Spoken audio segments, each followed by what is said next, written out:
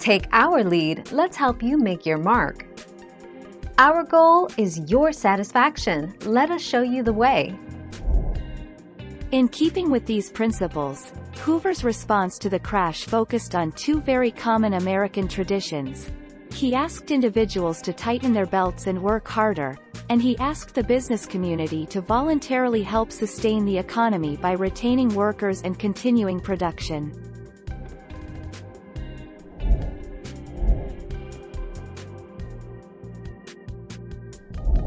Let's help you make your mark.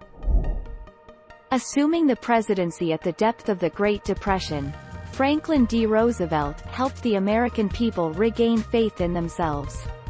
He brought hope as he promised prompt, vigorous action, and asserted in his inaugural address, "The only thing we have to fear is fear itself."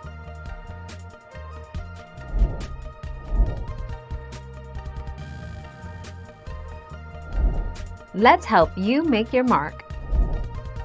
It began after the stock market crash of October 1929, which sent Wall Street into a panic and wiped out millions of investors. Over the next several years, consumer spending and investment dropped, causing steep declines in industrial output and employment as failing companies laid off workers.